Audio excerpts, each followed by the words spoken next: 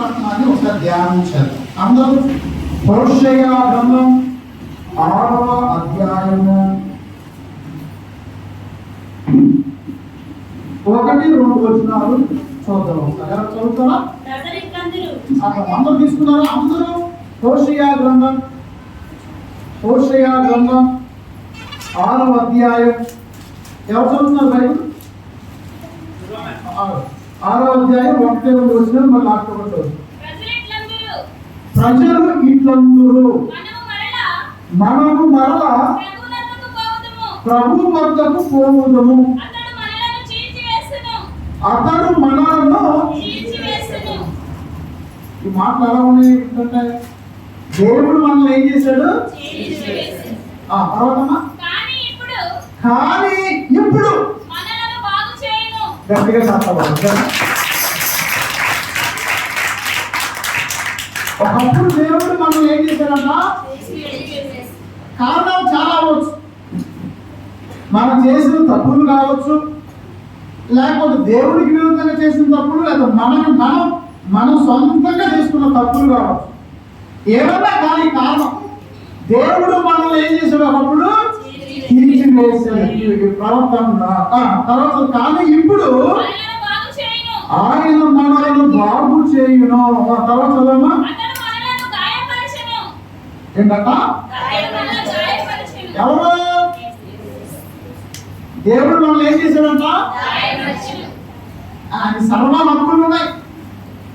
నిన్ను బాగు చేయాలన్నా ఆయనే, గాయపరిచేదైనా శాసనం ఇదే ఉంటారు. అంటే కొన్నిసార్లు మనకి ప్రభు, ఇప్పుడు ఎవరికైనా మల్లి చెట్టు ఉందట, మీ ఇళ్ళలో ఉన్నాయా?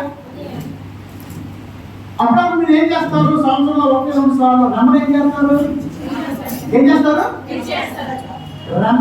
ఆకులన్నీ ఎందుకు?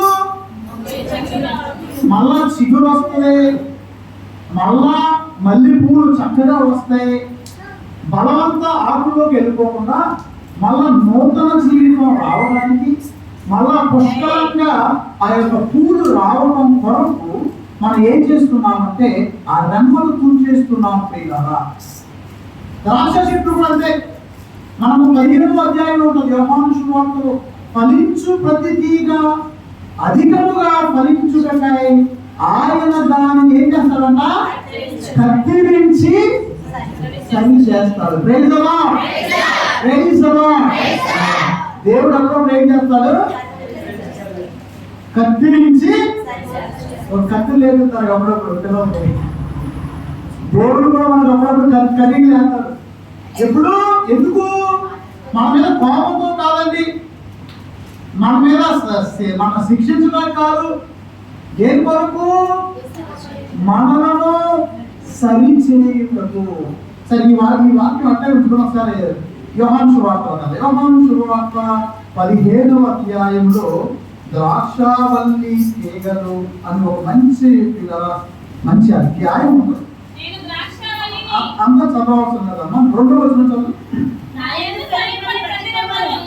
నాయందు ఫలింపని ప్రతి రెమ్మను ఆయన తీసివేయును, ఫలించు ప్రతి తీగను ఇంకా ఎక్కువగా ఫలించుటకై ఆయన దానిని కత్తిరించి. Praise the lord. దాన్ని కత్తిరిస్తే ఏమైంది? హ్యాపీగా ఉన్నదా? నొప్పి వస్తుందా? ఏమ్మా, కత్తిరిస్తే ఏమైంది? హ్యాపీగా ఉన్నదా? నొప్పి వస్తుందా? అవును కదా? మన జీవితంలో కూడా దేవుడు కొన్నిసార్లు మనం సరి చేసినప్పుడు పిల్లరా మనకి నొప్పి వస్తుంది. చాలా ఆయన ఎందుకు చేస్తారంటే మనం మంచి కోసం చేస్తాం. ఏం చేసి కొన్నేమో సైతాన్ వల్ల జరిగేయకూడదు, కొన్ని శత్రువుల వల్ల కూడా జరిగేయం. ఇదంతా దేని వల్ల వచ్చిందని దేవుడు మనకు స్వేచ్ఛ అని వరం ఇచ్చాడు. దానివల్ల కొన్నిసార్లు ఎవరికి ఇష్టం వచ్చినట్టు వాళ్ళు అనుకుంటున్నారు. దేవుడు ఒకేసారి అడ్డుపడాలి, కానీ తర్వాత ఆయన తీర్పు విధిస్తాడు, అది వేరే విషయం. కానీ మనకు స్వేచ్ఛ ఇచ్చాడు కాబట్టి కొన్నిసార్లు అనవసరంగా అనుకోని సంఘటనలు జరుగుతాయి. కోపతాపాలు, చంపుకోవటాలు, కొట్టుకుంటారు, ఇవన్నీ దేవుడు చేసే పని. కొన్నిసార్లు మనం చేసుకున్న తప్పులు కొన్నిసార్లు అసూయ, ద్వేషం వల్ల వచ్చే తప్పులు. అయితే కొన్నిసార్లు మాత్రం దేవుడు మనల్ని సరి చేస్తారు, సవరిస్తారు. మనం ఒకసారి హోషేయ గ్రంథంలో ప్రార్థన. మీరు చాలాసార్లు ఈ మాట ఉంటారు, గాయపరచువాడు ఆయనే, స్వస్థపరచువాడు కూడా ఆయనే. చదవమంటే అదే వచ్చిన అతడు మనలను గాయపరచును, కానీ ఇప్పుడు మన గాయములకు కట్టులు కట్టును. Praise అలార్డ్, praise అలార్డ్. అక్కడ మీరు చదువుకుంటే దేవుడు ఒక కారణం చెప్తారు. ప్రజలారా, నా మీద మీరు ఎటువంటి ప్రేమ చూపిస్తున్నారంటే, తెల్లవారుజామున మంచి ఉంటుంది కదా, అది ఎంతసేపు ఉంటుంది? 24 గంటలు ఉంటుందా? కొన్ని నిమిషాలు ఉంటుంది, తర్వాత మాయమైపోతుంది. అంటే దేవుడు ఒక మనల్ని అంటున్నాడు, మీరు నన్ను పూర్ణ హృదయంతో ప్రేమించడం లేదు, పూర్ణ శక్తితో, పూర్ణ బలముతో, పూర్ణ ఆత్మతో మీరు నన్ను ప్రేమించట్లేదు. మన ప్రేమ డూప్లికేట్ ప్రేమ లాగా ఉందన్నమాట. ఏ ప్రేమ? డూప్లికేట్ అని తెలుసా? ఒరిజినల్ కాదు, శాశ్వతమైన ప్రేమ కాదు, అంటే స్వచ్ఛమైన ప్రేమ కాదు. అది ప్రభు అంటున్నా మాట మనం చూద్దాం. 3వ వచనం చదవమా?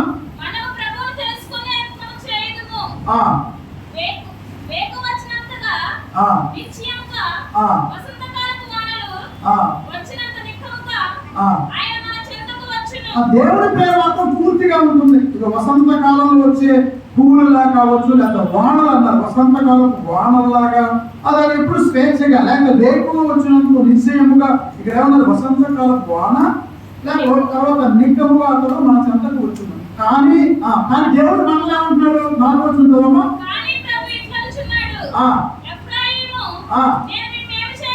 నేనేం చేయాలి మిమ్మల్ని అని దేవుడు అంటున్నా. యూదా ప్రజలారా,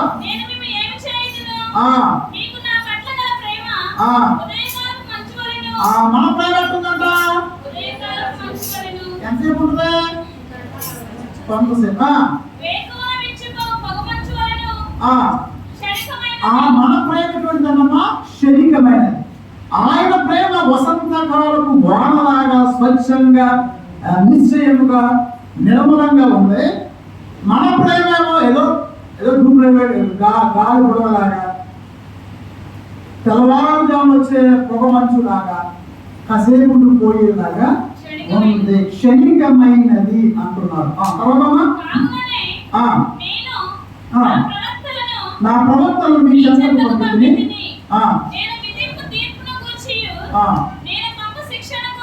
నేను విధించు తీర్పు గురించి, నేను పంపు శిక్ష గురించి.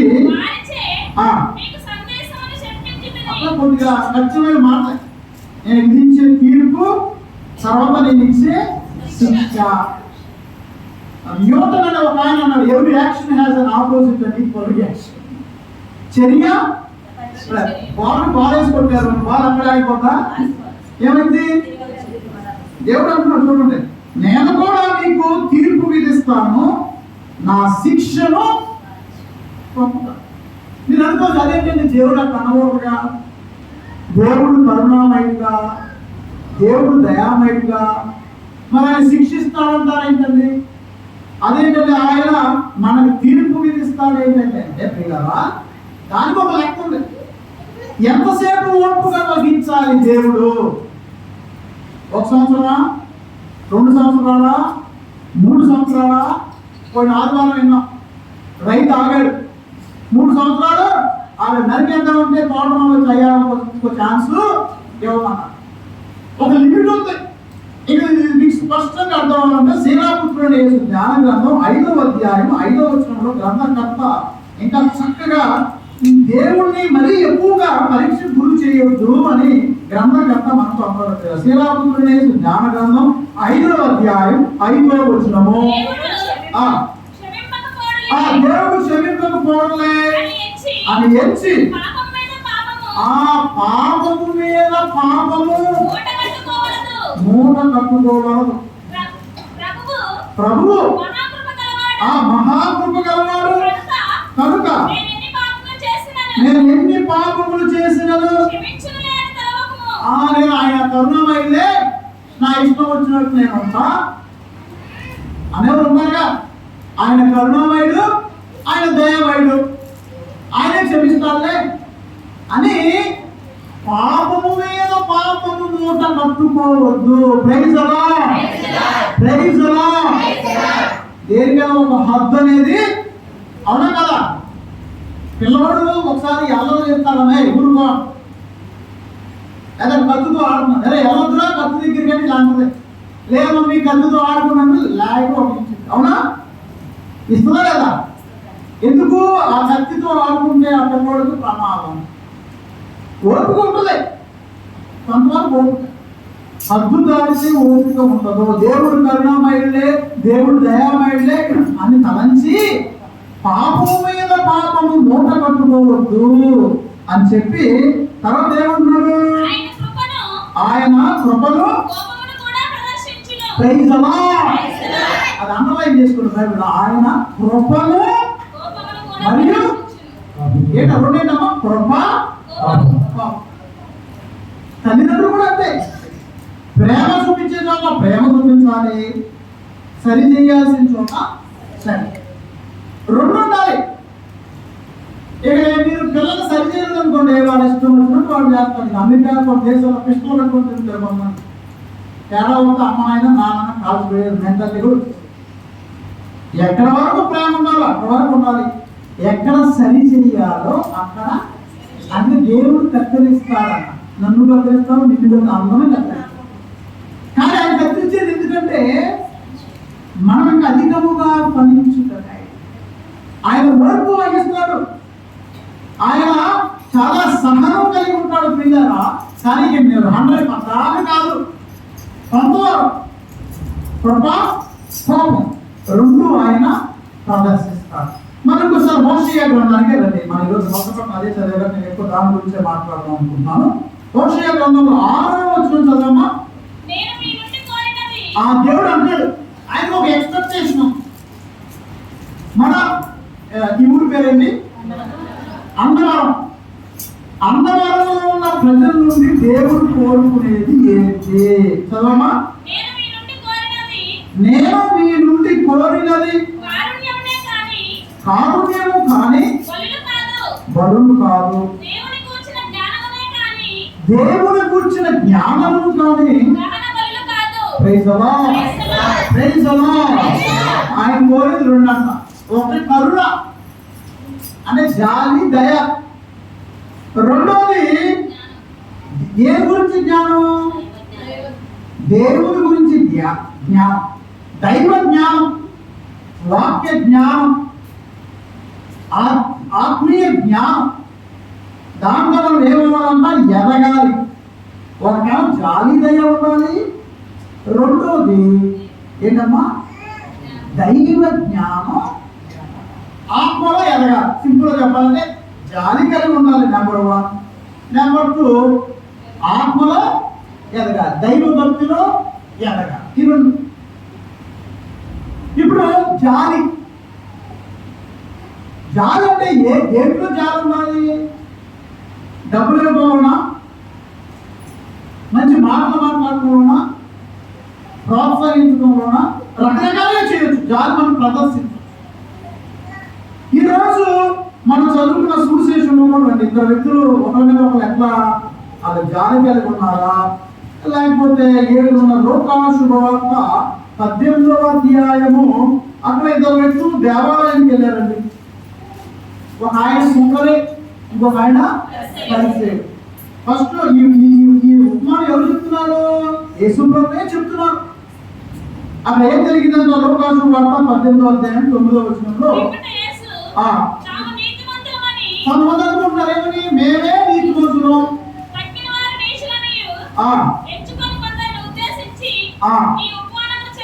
ఆయన ఈ ఉపమానము చెప్పారు. సరే, అక్కడ ఏం జరిగింది? ప్రార్థనగా ఇద్దరు దేవాలయంలోకి వెళ్ళేది. ఒకరు పరిసేయుడు, మరొకరు సుంకరి. సరే ఆడమ్మా, పరిసేయుడు చేసిన తప్పేంటి? ఇక్కడ తప్ప ఉపవాసం చేయడం తప్ప. ఏమన్నారు? నేను రోగిని కానన్నాడు, మంచిదేగా. అన్యాయం చేసేవాడు కాదన్నాడు, మంచిదేగా. వ్యభిచారిని కాము అన్నాడు, మంచిదేగా. ఇంట్లో తప్పేముందా ఏమా? తప్పేంటి అమ్మా? ఎవరు చెప్పు, మీరు చెప్తున్నారు కదా. ఎవరు చూసామా? ఎదట వ్యక్తులు చూసి అసూయ పడ్డాడు అన్నాడు. Okay, very good. ఇంకా చెప్తారు జవాబు ఏమన్నా? మంచిగా ఉన్నా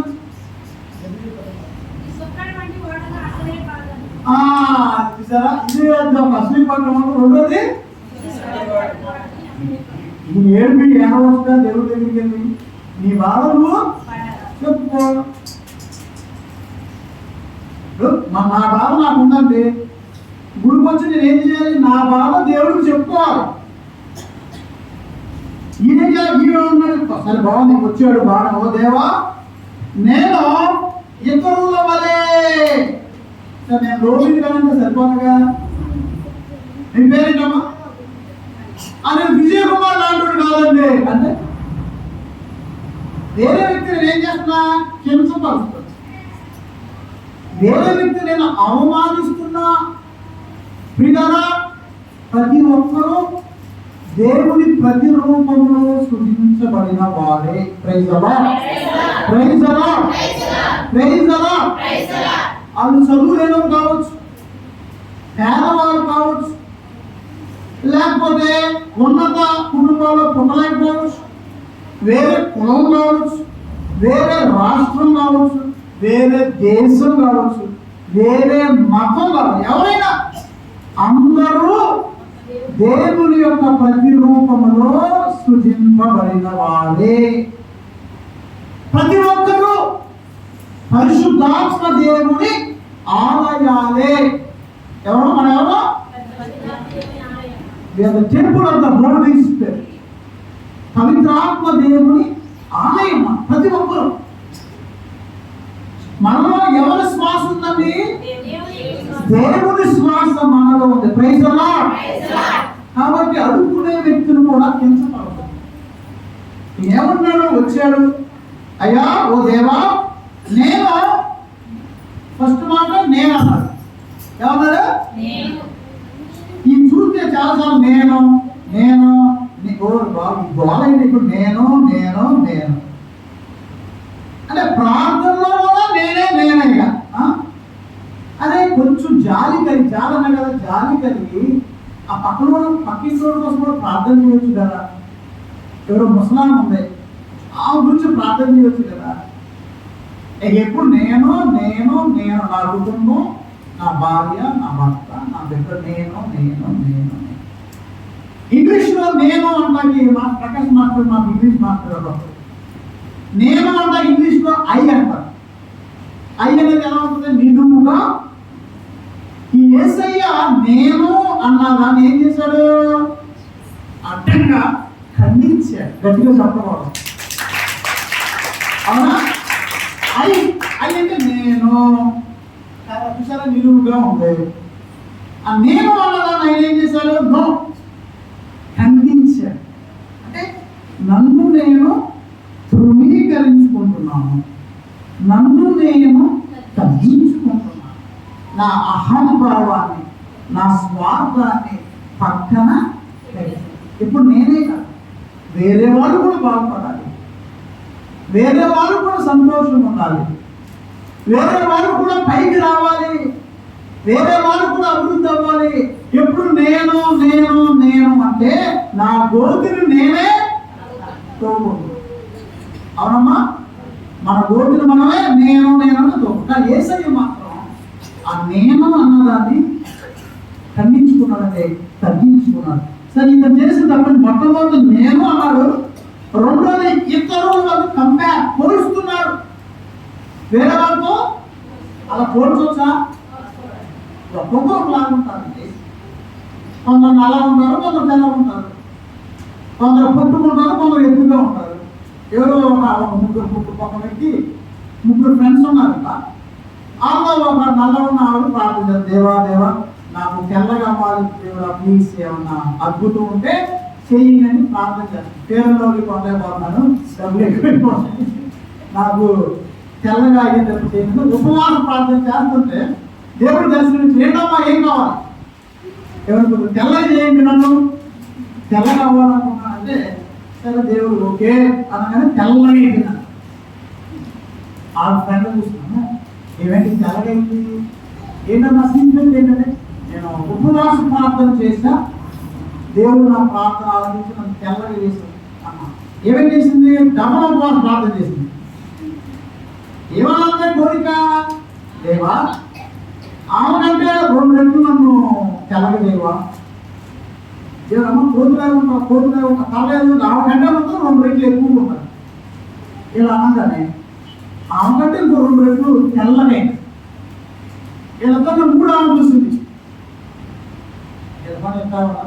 300 ఉపవాస ప్రార్థన చేస్తే దేవుడు దర్శనం ఏం కావాలి, నాకేం కోరుకోదు, కానీ వాళ్ళిద్దరు నా ముందు ఎలా నల్లగొన్నారో అలాగే నల్లగా చేయండి. నేను అనగా అందరూ అలాగే. సరే స్టోరీ. కానీ విషయం ఏంటంటే అసూయ. నేను పోల్చుకోవద్దు. ఎప్పుడు లైఫ్లో నేను తృప్తిగా హ్యాపీగా ఉన్నానంటే అద్భుతాలు తప్పే అవసరం. ఒకే ఒక పని చేయి, don't compare your self with others. వేరే వాళ్ళతో నువ్వు ఎప్పుడు జీవితంలో హ్యాపీగా ఉన్నారంటే మొట్టమొదటి వింటారు.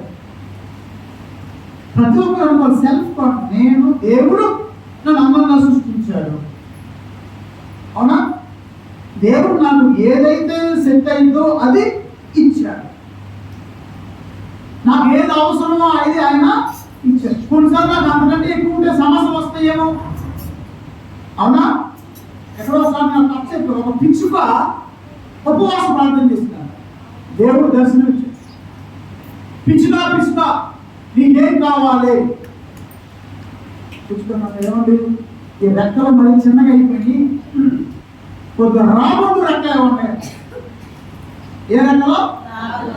రాబందు ఎంత ఉంటుందమ్మా? గద్ద తెలుసా? రాబందు తెలుసా? గద్ద తెలుసా? సరే గద్ద అనుకో, గద్ద రెక్కలు.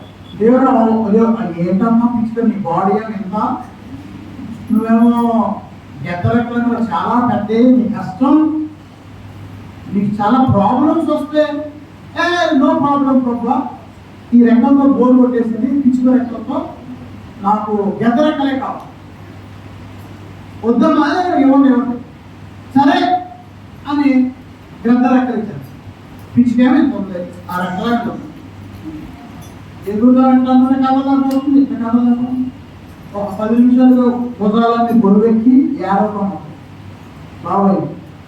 మళ్ళీ ప్రార్థిస్తాం, దేవుడా ఈ రెక్కలో పెద్దగా ఒక సైజ్ తగ్గించి కాకి రెక్కలు, మా కాకు కూడా సెట్ అవ్వదమ్మా, నీ బాడీ ఎంత ఉంది, రెక్క అది లేదు నేను ట్రై చేస్తాను. కాకి రెక్కలు ఇచ్చారా? ఒకసారి అనగానే అనుకున్న స్పీడ్ కంటే 2 అంతలు ఎక్కువ స్పీడ్ వెళ్ళి వేలు కింద పడి, కాలు వందలు పోయి రెక్క వందలు పోయి కింద పడి ఏడుస్తున్నాను. మళ్ళీ ప్రార్థన చేసి, ఏంటమ్మా పిచ్చుకొని దేవుడు, మీరు అన్నది కరెక్టే, ఆ రెక్క పెద్దగా వద్దులే కానీ తూనే రెక్కలు ఉన్నారు. ఏ రెక్కలో? అమ్మా నీ సైజుకి అది చిన్నగా ఉంటుందమ్మా, తూనిక రెక్కలతో నువ్వు ఎగరలేవు, అది చాలా తక్కువ. లేదు ప్రభా నేను మేనేజ్ చేసుకుంటాను, మీకు ఎందుకు మీరు పక్కా డిస్కరేజ్ చేస్తారు ప్రభా, పక్కా నేను ఎక్కడో లెవెల్కి వెళ్ళాలని నా లెవెల్ తగ్గిస్తున్నాను ఏమంటే తూనిక రెక్కలు 5 నిమిషాలు ప్రభా ఎక్కడ కాకుండా ఎగరలేదు. ఎగిరి ఈ రెక్కలన్నీ ఇరిగిపోయినాయి కానీ 1 ఇంచు కూడా కాదు. మళ్ళీ ఏంటి సీత ఏంటమ్మా అనిపించిన ప్రభావ, మీరు అన్నది కరెక్టే, ఈసారి సీతాకోక్షుడికి రెక్కల ఉంది, సూపర్ ఎగురుతుంది, నాకు చాలా బాగుంటాయి సీతాకోక్షుడు రెక్కలు. ఆ రెక్కల్లో నువ్వు ఎగరం లేవు, అవి అందంగా ఉంటాయి కానీ నీకు సెట్ అవ్వదు. లేదు ప్రభావ ట్రై చేస్తా, కానీ నీ కర్మ సరే. ఇప్పుడు ఈ పిచ్చుక ఆ బటర్ఫ్లై వింగ్స్ తో సీతాకోక్షుడి రెక్కలతో ఎగురుగా ప్రయత్నిస్తుంది. ఒక 5 నిమిషాలు 10 నిమిషాలకి ఆ రెక్కలను పౌడర్ అయిపోయి పొడైపోయి మళ్ళీ అలా ఎవరైనా క్షమించాలి, నేనేం అడగను, నీ ఇష్టం ఏదో 2 రెక్కలు ఇచ్చి పడేయాలి. ఇచ్చారు దేవుడు హ్యాపీగా, ప్రభా సూపర్ ఉంటాయి ఈ రెక్కలు. ఏ రెక్కలు ఒప్పించమమ్మా, నీ ఫస్ట్ ఇచ్చిన రెక్కలు అయ్యా నేను అన్నాడు. నీకు ఫస్ట్ ఇచ్చిన రెక్కలు నీకు ఏది సెట్ అవుతుందో అది ఇచ్చేసి ఆల్రెడీ. నేను ఎందుకు కథ చెప్పానంటే మన జీవితంలో తృప్తి కలిగి వేరే వాళ్ళతో ఎప్పుడు ఈ పరిచయం చేసింది ఏంటంటే నేను ఇతరుల వల్లే నేనేమన్నా ఫస్ట్ ఈ బాగా చెప్పుకోవచ్చు. గుడికి ఎందుకు వెళ్ళాడు? ఏమన్నా సహాయకుడు మన గుడికి ఎప్పుడు వెళ్ళారా? ఖాళీ అంటే హృదయం నిండిన హృదయంతో రాకూడదు, వెలుతుగా రావాలి. అప్పుడే అయినా ఇచ్చింది కృపను నింపుకొని పొందుకొని వెళ్తాం. మొత్తం నాకు దేవుడితో పని లేదు, నేను అట్లాంటి కాదు ఇట్లాంటి కాదు, నేను అన్ని చేసేస్తున్నా, ఉపవాసం ఉంటున్నా, ఇదో ఈ పొలాన్ని కట్టేస్తున్నా, అన్ని చేసేస్తున్నా అంటే ఇక దేవుడితో నీకు పని ఏంటి? దేవుడితో పనులు నీకు. మనం దేవుడి దగ్గర దీనత్వముతో తగ్గి ఉండాలి. ఎలా ఉంటారమ్మా? అంటే దీనాత్ములు ధన్యులు దైవ ఆయన దగ్గరికి వెళ్ళినప్పుడు ఆయన దగ్గర మోకాలు దేవుడా నీ బట్టి నేను ఇలా ఉన్నా, నువ్వు ఇచ్చిన ఆరోగ్యమే ఇది, నువ్వు ఇచ్చిన సంపద, నువ్వు ఇచ్చిన భోజనం, నువ్వు లేకపోతే నేను లేను, నా రేషన్ కార్డు నువ్వే, నా ఆధార్ కార్డు కూడా నువ్వే అను. అంతే ఆ ఫీలింగ్ ఉండాలి దేవుడు ఎదుట. నా సర్వస్వం అది ఆ పాట కూడా రాసింది ఆయన. నీ మాట చాలయ్యా, నీ చూపు చాలయ్యా, నీ తోడు చాలయ్యా, నీ నీడ చాలయ్యా, నీ మాట చాలయ్యా, నీ చూపు చాలయ్యా, నీ తోడు చాలయ్యా, నీ నీడ చాలయ్యా,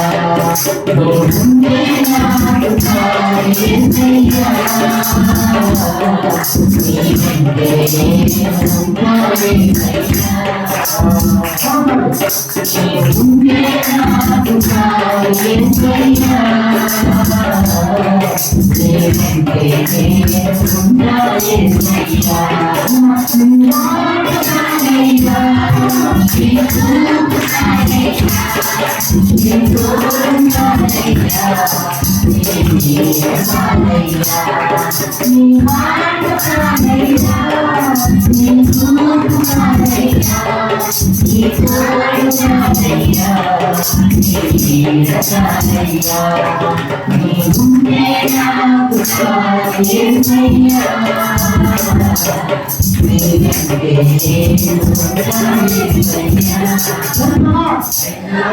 అది దేవుడి మీద ఆధారపడినట్టు ఉండాలి. కానీ ఆయన దగ్గరికి వెళ్ళి నాకు అన్నీ ఉన్నాయంటే నేను అన్నీ చేసేస్తున్నానండి, నేను ఉపవాసం ఉన్నాను, నాకేంటి బ్రహ్మాండంగా ఉన్నాను. అసలు అంటే మనల్ని పాప సంగీతానికి వెళ్ళి అంటారు. ఒక ఆవిడ ఎక్కడో ఒక చోట మామూలుగా పాప సంగీతంలో చెప్పి చెప్పకూడదు. ఆ పాప సంగీతం చేయాల వచ్చి ఏమంటే పాడగానే ఒక్క తప్పు లేదండి, అసలే మిస్టేక్ లేదు, ఒక్క తప్పు కూడా ఇక మరి పాప సంగీతం ఎందుకు రావడం? నేను అన్నానమ్మా ఐఎస్ఐ ఫోటో తీసేసి స్వరూపం నేను ఎక్కిస్తున్నాను అయ్యా. తప్పు లేదు ఎవరో మరి లోకంలో మనందరం పాపం, నో ఎక్సెప్షన్. ఈ లోకంలో పవిత్రులు ఒకే ఒక్క ఎవరు? ఆయన శిలువ కింద ఉన్న ప్రతి ఒక్కడు. ఒకసారి జర్నలిస్ట్ అంటే న్యూస్ పేపర్లో రాస్తారు కదా, పోపు గారి దగ్గరికి వెళ్ళారు. పరిశుద్ధ పోపు గారండి మీరెవరు, మీ గురించి రెండు మాటలు చేస్తున్నాను. ఆయన మొట్టమొదటి అన్న మాట ఏం చేస్తా, నేను పాపాత్ముడిని. ఎవరమ్మా? పదుగారు ఏమన్నారు? నేను పాపాత్ములలో ప్రథమున్నాను అంటే అంత తగ్గించుకున్నారు. ఏంటంటే యేసయ్య ముందు అందరూ బలహీనులే, అందరూ పాపాత్ములు. కానీ ఈ సుందరం ఏమంటుంది? Extra feelings, over action. ఏ యాక్షన్? ఓవర్ యాక్షన్ చేశాడు. ఎక్కడా? దేవుడు.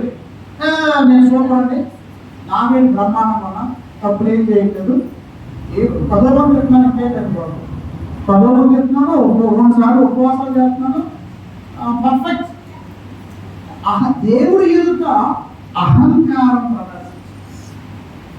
దేవుడు ఏం ప్రదర్శించాడు? అహంకారం, అహంభావం. నాకేంటి అసలు దేవుడే అవసరం లేదు. ప్రతిసారి నేను నేను నేను తర్వాత అటువంటి వాడు కాదండి, ఇట్లాంటి వాడు కాదు, నేను పర్ఫెక్ట్. అది దేవుడికి నచ్చలేదు. ప్రియులారా, వినమ్రులు ధన్యులు, వారు భూమికి ఎప్పుడు అహంకారం ప్రదర్శించారు. నలుగురు వ్యక్తులు హెలికాప్టర్లో వెళ్ళారండి, కథన్నదా? నలుగురు హెలికాప్టర్లో వెళ్ళారు. పిల్లలు జాగ్రత్త. ఒక ఆయనేమో పైలట్, నడిపే ఆయన. ఒక రెండో ఆయన బిజినెస్ మ్యాన్, డబ్బు బాగున్నవాడు. మూడో ఆయన ఒక ఫాదర్ గారు, ప్రకాష్ మాస్టర్ గారు అనుకోండి, ఉపదేశ్ మాస్టర్ గారు. నాలుగోది స్కూల్ పిల్లలు. ఎవరు? ఫస్ట్ ఎవరు? పైలట్. రెండో ఆయన, మూడో ఆయన లేకపోతే మాస్టర్ గారు అనుకోండి. నాలుగో ఆయన స్కూల్ బ్యాగ్ వేసుకుని స్కూల్ పిల్లలు. ఈ నలుగురు హెలికాప్టర్ అనుభవం, హెలికాప్టర్ పాడైపోయింది, ఎక్కడో కింద పడకూడదు. ఎదురుకాలే పారాషూట్ తెలిసే, అంటే బెలూన్స్ లేకుండా ఆ బెలూన్ పెట్టుకుని కింద దిగొచ్చు. ఎదుగుతుంటే మూడు పారాషూట్లు ఉన్నాయి. మనుషులు ఎంతమంది ఉన్నారు? గతంలో పైలట్ ఒకటి తీసుకొని, నాకు పోయిన నెల పెళ్ళి అయింది, నేను చచ్చిపోతే మా భార్య పరిస్థితి అనేది ఎక్స్క్యూజ్ కింద దూకేసి. ఈ బిజినెస్ మ్యాన్ ఉన్నాడు, నేను ప్రపంచంలోనే తెలివైన ఉంది, టాలెంటెడ్, డబ్బు ఉన్నాను. నేను చచ్చిపోతే మా ఊరికి నష్టం, దేశానికి నష్టం, ప్రపంచానికే నష్టం, నేను బతకాలి అని ఒక పారాషూట్ గట్టిగా లాగేసుకుని తెలుగు. ఇంక ఎన్ని పారాషూట్లు ఉన్నాయి? ఎంతమంది ఉన్నారు? ఇప్పుడు మాస్టర్ గారు పిల్లలు మొహాలు చూసుకుంటారు. మాస్టర్ గారు ఉన్నారు, పిల్లలు నేను పెద్దవాడు కదా, నాకు నువ్వు బతకాలి, నీకు కురవడి భవిష్యత్తు ఉంది, నేను నాకేమైనా పర్లేదు నాన్న, నువ్వు ఆ పారాషూట్ తీసుకొని కిందకి క్షేమంగా వెళ్ళు. కానీ స్కూల్ పిల్లలు నవ్వుతో ప్రారంభించారు, నవ్వుతున్నాడు. మాస్టర్ గారు ఏంటన్నా నవ్వుతున్నావు? మాస్టర్ ఇంకా రెండు ఉన్నాయండి పారాషూట్, రెండు ఉన్నాయి. ఒక ఎవరు తీసుకెళ్ళారు? రెండు ఎవరు తీసుకెళ్ళారు? ఒక ఆ పిల్లలు మాస్టర్ గారు నేను గ్రేట్ అన్నాడు కదా, ఆయన గర్వంగా టెన్షన్లో నా స్కూల్ బ్యాగ్ లాగేసుకుని కింద దూకేశాడు. ప్రభువు ఎవరంటే ఈరోజు లాస్ట్లో తనను తాను తగ్గించుకున్నవాడు, తనను తాను హెచ్చించుకున్నవాడు. కాబట్టి కదా ఈ యొక్క పరిస్థితి వల్ల మనలో గర్వంగా తీసేసుకున్నాం, అన్ని నాకే తెలిసిన ఆలోచనతో తొలగించేసుకున్నాం, నేనే పర్ఫెక్ట్ అంటే అది కూడా తీసేద్దాం. అందరూ పాపాత్ములే, అందరిలో లోపాలు ఉన్నాయి, కానీ ఆయన అంతా చూస్తూ ఆయన దగ్గర శక్తిని పొందుకునే బిడ్డలుగా మనందరం ఉన్నారు. కాబట్టి మీగా ఈ యొక్క హోషే గ్రంథాలను మొట్టమొదటి జాలి అంటే వేరే వాళ్ళని చిన్న చూపు చూడొద్దు, అది కూడా జాలి. నువ్వు డబ్బులు ఇవ్వకపోయినా పర్వాలా, వేరే వాళ్ళని అవమానం పడుతుంది, వేరే వాళ్ళని తుమ్మినట్టు, వేరే వాళ్ళని చిన్న చూపు చూడదు.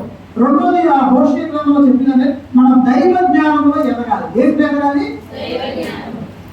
నేను నిన్న ముచ్చింతల ఊళ్ళో పోవడానికి అక్కడ ఒకటి అడిగా, ఏమండి మీ ఆత్మ వయసు ఎంత? ఏ వయసు?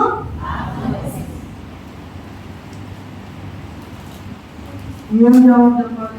అమ్మ నీ పేరు, నీ వయసు ఎంత? అవ్వడాలి 10 years, 10 సంవత్సరాలు. నీ ఆత్మ వయసు ఎంత? Out of syllabus. ఒకళ్ళు అన్నారు ఏమంటే 2 ఉంటాయిగా సార్, వెనక కూడా ఉంటావు, ముందు చేయండి వెనక 2 ఉంటాయిగా సార్. నిజమా? ఇప్పుడు నాకు 40 సంవత్సరాలు, నా ఆత్మ వయసు కూడా 40, 2 సంవత్సరాలు. నా ఆత్మ వయసు 3 సంవత్సరాలు. అంటే వయసు అంటే పరిసంపద.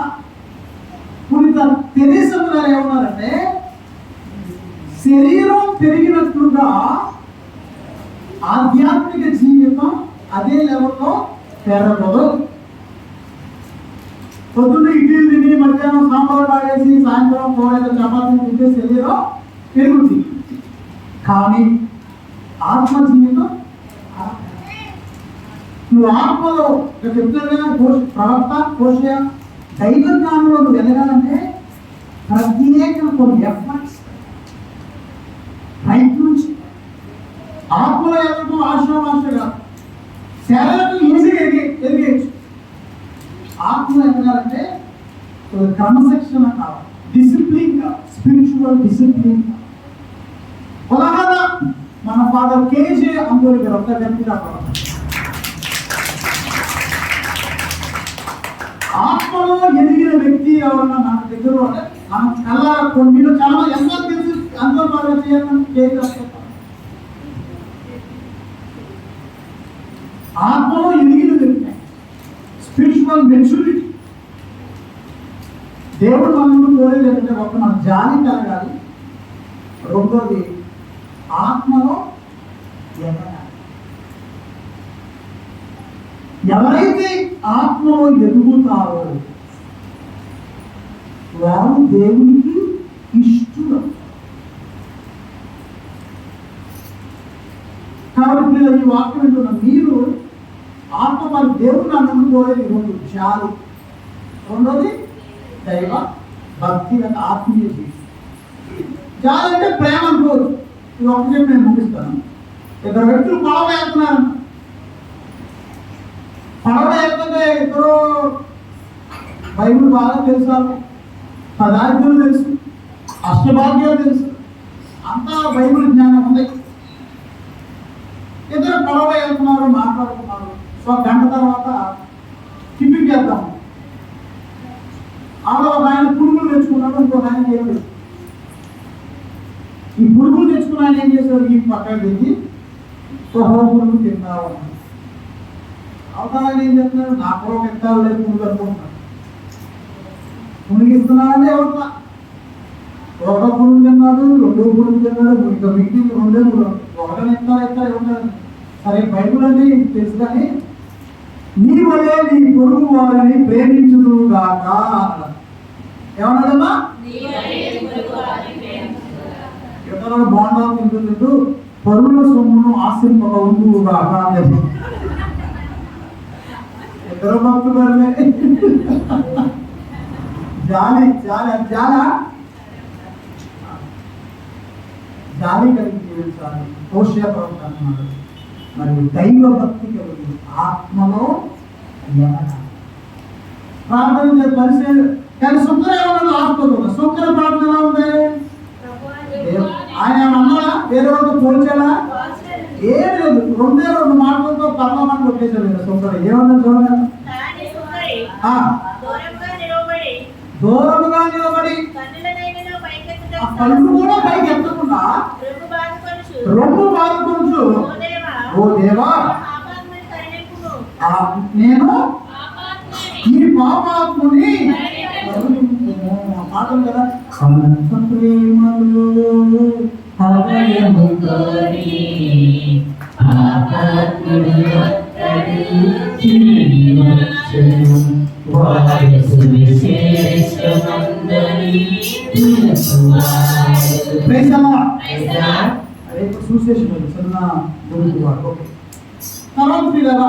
ఇంకొక మాట ఉంది.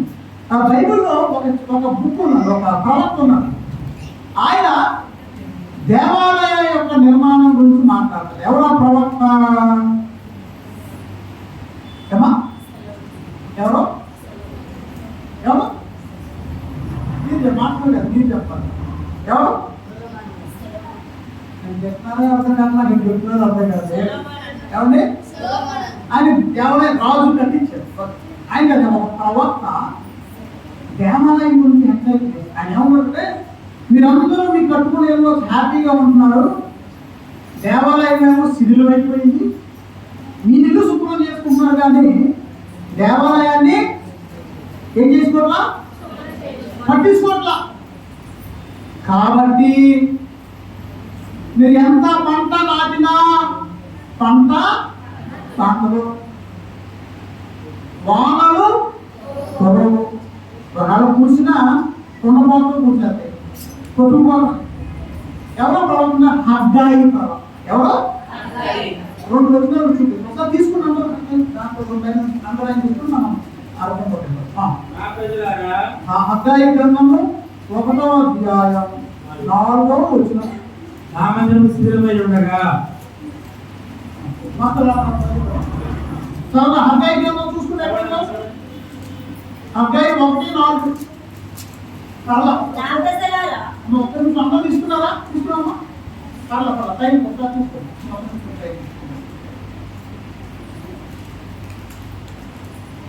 హగ్గయి గ్రంథము 1వ అధ్యాయము 4వ వచనం.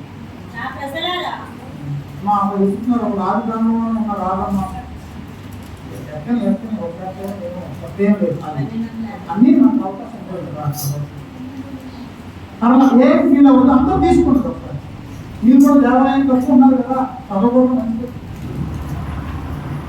ఓకేనా? హగ్గయి గ్రంథము 1వ అధ్యాయము. హగ్గయి గ్రంథము 1వ అధ్యాయం 4వ వచనం. చూస్తున్నారు కదా? చూసుకున్నావా? తర్వాత కూడా చెప్పండి. చదువు చదువు. నా ప్రజలారా నా మందిరము శిథిలమై ఉండగా మీరు నగిషీ చెక్క పలకలతో చక్కగా కట్టుకొనిన గృహములలో వసింపనేలా. కాబట్టి మీరు చూడండి, మీ ఇల్లు మీరు బాగు చేసుకుంటున్నారు, గుడిని మర్చిపో కాబట్టి అన్నారు. అవునమ్మా? ఎవరి ఇల్లు వాళ్ళు బాగు చేసుకుంటున్నారు, దేవాలయం మాత్రం పట్టి.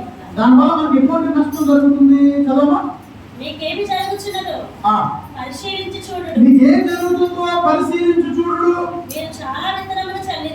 మీరు చాలా విత్తనములు చల్లినా కొద్ది పంట ఏ చేతికి వచ్చినది? పంట ఎంత వస్తుందంట